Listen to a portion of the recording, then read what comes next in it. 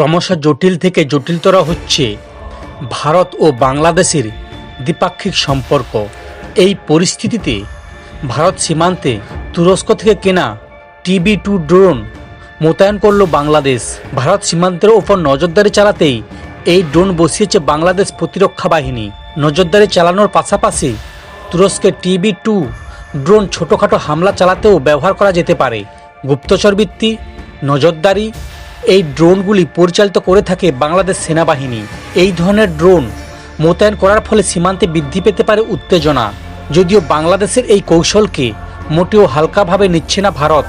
এই পরিস্থিতিতে ভারত ইসরায়েল থেকে কেনা হেরন টিপর মতো ড্রোন সীমান্ত এলাকায় মোতায়েন করার চিন্তাভাবনা শুরু করে দিয়েছে। পাশাপাশি ভারতের পক্ষ থেকে পরিকল্পনা রয়েছে সীমান্ত এলাকায় ড্রোন বিরোধী অভিযান চালানোর। ইসরায়েল থেকে কেনা হেরন ড্রোনের কার্যক্ষমতা প্রায় 24 ঘন্টা, 200 থেকে 250 কিলোমিটার দূরত্বের লাইভ ভিডিও ও ছবি তুলতে এবং পাঠাতে সক্ষম এই বিশেষ ড্রোন।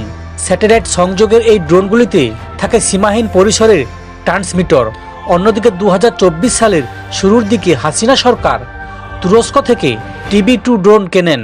বাংলাদেশের সরকারের সাথে তুরস্কের মোট 12টি ড্রোনের চুক্তি হয়। সেগুলির মধ্যে 6টি TB2 ড্রোন বর্তমানে পরিচালিত হচ্ছে বাংলাদেশের সেনাবাহিনী দ্বারা। সীমান্তবর্তী এলাকায় নজরদারি চালাতে গুপ্তচরে কাজ করে এই TB2 ড্রোন। এমনকি ছোটোখাটো হামলা চালাতেও সক্ষম তুরস্কের এই ড্রোন।